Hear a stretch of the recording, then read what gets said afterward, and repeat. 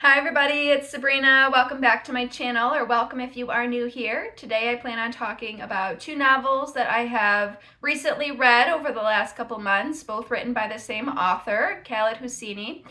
And I just plan on talking about my thoughts and opinions on these books. I really did enjoy both of them, and I don't really hear a lot about these two books online. The Kite Runner is a pretty popular novel. It is a New York Times bestseller, and I believe A Thousand Splendid Suns is as well. But I don't really see a lot of people talking about them on BookTube. They're not as popular as a lot of the other novels nowadays, and I really think that these books deserve more hype, and that more people should be reading them because they were both amazing. I gave them both 5 stars. So today I kind of just plan on talking about my experience with reading these books, kind of what they're about, a brief little, summary of the plot of both of them, and, my thoughts on them. So I will start with talking about The Kite Runner. So this was his first novel that he wrote, and fun fact, he actually was a doctor, and he wrote this book while working as a doctor. He had a period of time during the night before he went to go visit his patients for the morning, where he would sit and he would work on writing this novel, which to me is kind of amazing because, using that time instead of sleeping, writing a novel when you're probably already sleep deprived and overworking as a doctor, especially one that turned out to be this amazing, I think is pretty cool. So some background information on the author. He is actually a Afghanistan American himself. He moved to the United States when he was, I think, around 14 or 15. So his novels all do take place in Afghanistan and kind of, expressing the struggles and hardships that the people of Afghanistan do face. So, that's kind of about the author.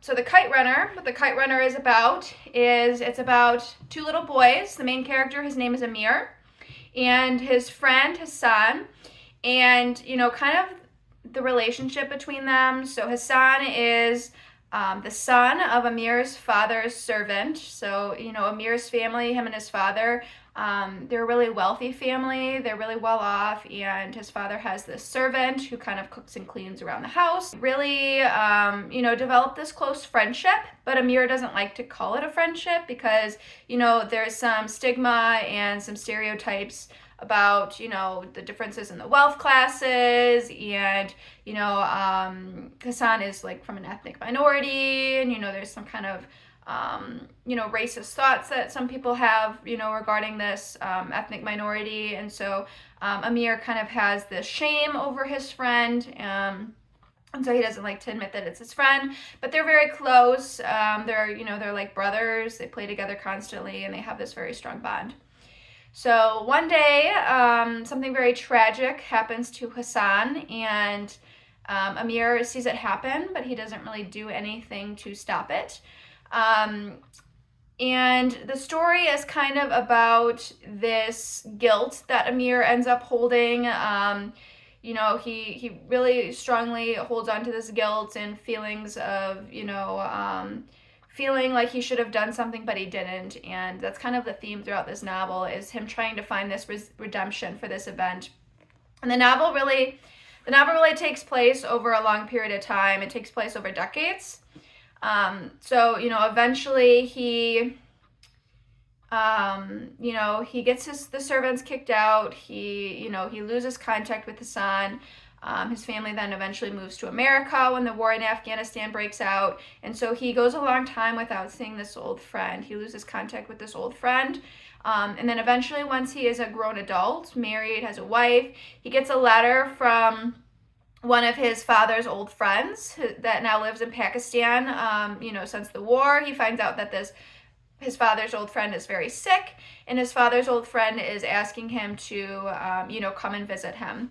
So he does. He goes and he visits this friend, and it comes to light that this friend kind of knew what had happened to his son all these years ago, and he kind of gives Amir a way to kind of redeem himself and kind of, make up for those, the lack of action and the lack of support for his friend in the past. He gives him a way to redeem himself and to kind of, ease his guilt over this event. So that's really what the story is about. It's a very powerful story about, friendship, redemption, all of that intertwined with, historical events in Afghanistan, kind of the struggles of the Afghani people. So really a very powerful novel, 5 stars. I read this book about a decade ago in high school, and I had forgotten a lot of what had happened since it had been so long since I had read it. There's some events that I kind of remembered, but I didn't remember the ending, so it was kind of still a surprise for me. I had forgotten a lot of, what had happened. So really glad I decided to give it a read again. Really, really impactful novel, 5 stars. A couple warnings, trigger warnings. This novel does have sexual assaults. It does have some violence, death, things like that.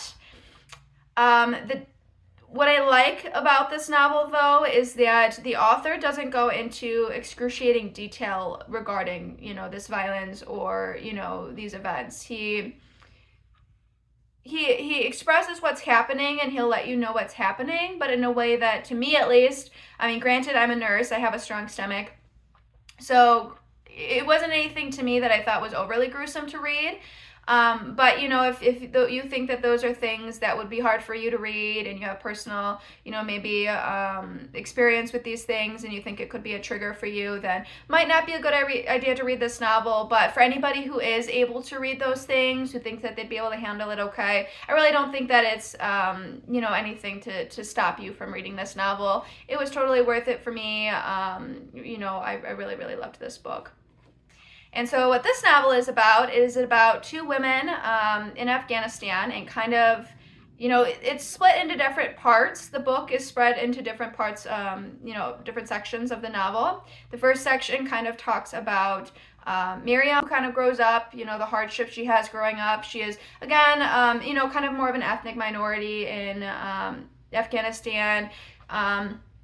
She's kind of like a bastard child. Her dad was very wealthy, had his own family and kids, and she kind of was the accidental result of, a hookup from another woman. And so he kind of has a lot of shame regarding this daughter, but he will go visit her, he'll talk to her.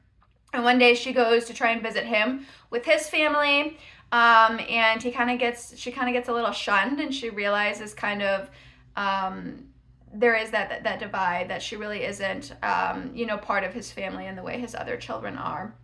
And then her mother ends up tragically passing away, and her father, instead of, bringing her in and taking her in, he sells her off to another man, to be wed, to be married. So she's only like 14 or 15 when this happens. She's very young, and she is, married to this guy who is much older than her, who's probably in his, I believe it was 40s.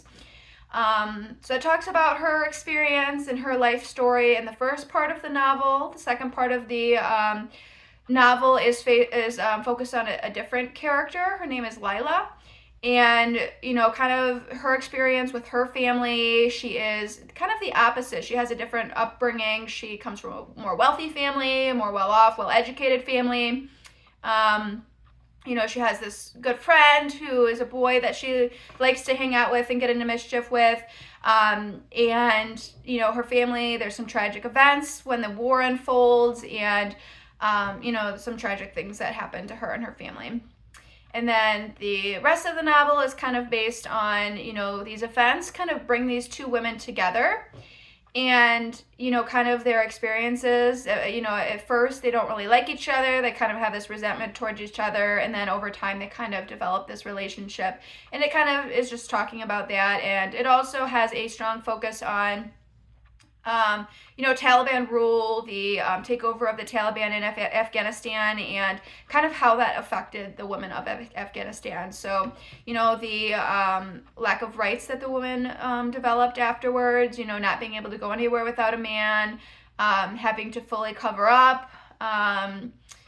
They separate women's and men's hospitals. There is actually Again, I will say another trigger warning in this novel. There is a scene where one of the main characters needs to undergo a very a very serious surgery and has to do so without any anesthesia, because the women's hospital does not have any anesthesia, no pain medication, no antibiotics. I think they even mentioned they didn't have oxygen. You know, just very basic things that we take for granted that a hospital should have. They didn't have at this women's hospital.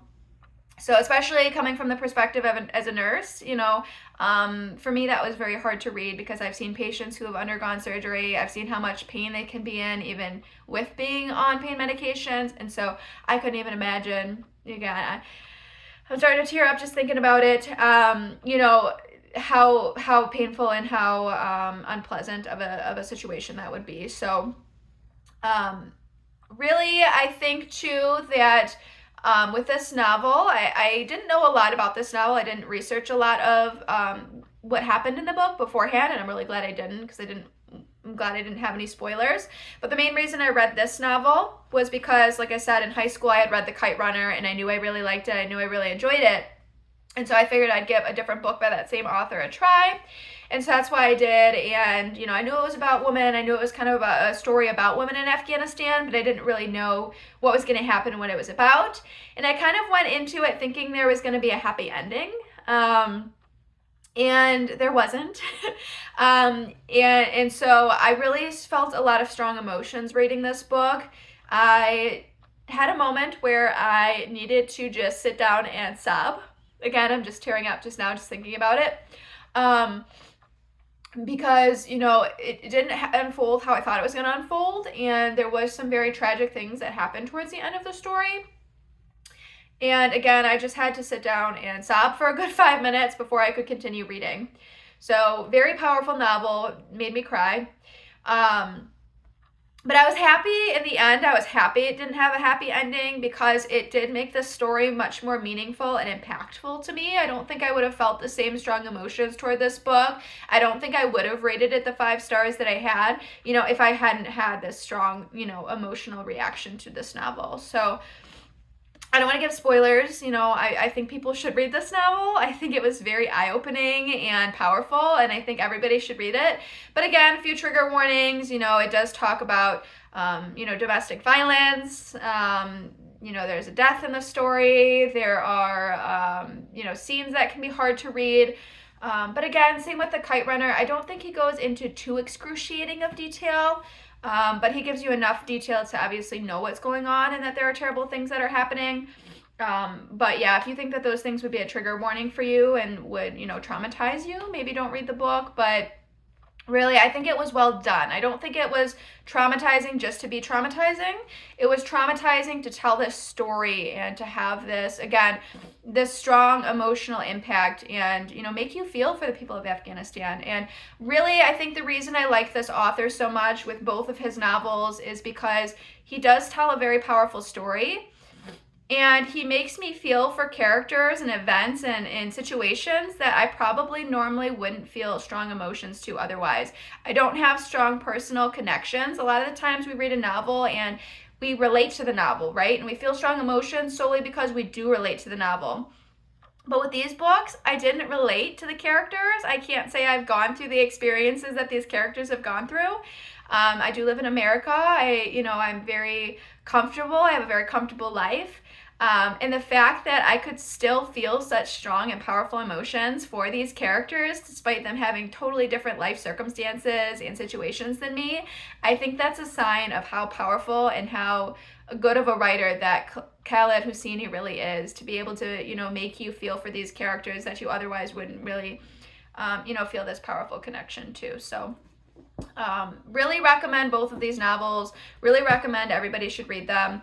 Like I said, 5 stars, which I've read 10 books so far this year, and I've only rated 3 books 5 stars. And 2 of them happen to be from this same author. Honestly, guys, I don't even think I could. Originally, when I was picking to read these books and when I was going to make a video about it, I was going to give my thoughts and opinions on which one was better and, you know, which one's more worth your time reading. But honestly, I can't even pick between them. Like, I just love them both so much in different ways, different characters, different stories. It's really hard to compare them. It's like comparing apples to oranges. They're just totally different, and tell totally different stories, but both equally as, I think important and valuable. So really, I can't pick one that I think that you should read over the other. I really think that you should read both, if you think that these would be something that you're interested in. I really think that they were both beautiful and heartbreaking and powerful in their own ways. So yeah, I really did like both of these books. And there is a third book written by this author. It's called And the Mountains Echoed. And to my understanding, it's more about a brother-sister relationship and how the sister gets sold off to a man, and, kind of the brother's experience with that, and kind of the portrayal of that from what I've read about the novel. I do plan on reading it at some point. I have a lot of other books that I still need to get through. But when I am looking for a book I know is going to be good, like I said, both of these books are 5 stars. I do think at some point in the future I will read that third novel by this same author. So really I think everybody should read these books. I think that they were very beautifully written. I love the way the author tells a story, and he has this unique ability. I think the reason his novels are so powerful is they take place over a long period of time. Like, his novels take place over kind of like decades. And so you really, you slowly develop this kind of understanding of the characters, and, you get to know them, and, these things that kind of happen or unfold towards the end. Those initial kind of events in the beginning of the story they kind of build up that story, and they kind of build up those emotions and those, feelings. So if you like more so a, happy-go-lucky book, like romance, you like a happy ending, I would say these books probably are not for you. But if you really like a powerful story with powerful lessons,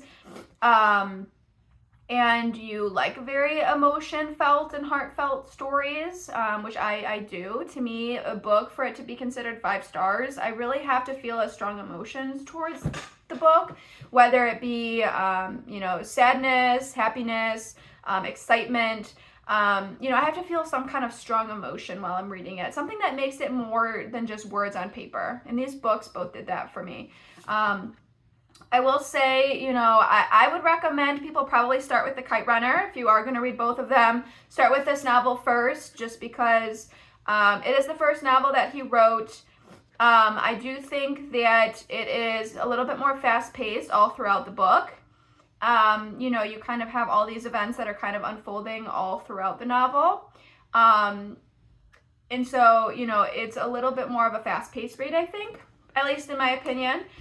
For me, 1,000 Splendid Suns, it was a little bit more slower of a build-up. There wasn't a lot of interesting events necessarily. There is, but to me, it not necessarily, it wasn't boring, but it was a little bit slower towards the build-up. But the ending, I think, in my opinion, was a lot more powerful to me, at least. Like I said, I sobbed. I cried a little bit during The Kite Runner. I did shed some tears, but I did not sob in the way I did when I read 1,000 Splendid Suns. So yeah, my thoughts would probably be, if I had to pick, that, maybe start with The Kite Runner, maybe read this novel first, and then, if you did like this novel, if you do enjoy it, then definitely go ahead and read 1,000 Splendid Suns as well. To be from this same author. So again, I don't really hear a lot of people talking about these books on BookTube, but I just wanted to share my thoughts and my opinions, because really I think these books deserve more love than they do get. So hopefully you guys found this video helpful. Hopefully, you do give these novels a try. If you do, you can let me know what you think down below in the comments. And if you another author that has a similar, if you've read both of these books before in the past, or one of them, and another author that maybe has a similar writing style, or another historical fiction novel, maybe not necessarily about Afghanistan, but about different historical events, but that has kind of the same feel and same powerful emotions as these books, I'm open to any suggestions, because like I said, I love these books so much that I definitely would read anything that anybody recommended that was kind of similar to these. So yeah, let me guys know what you think in the comments.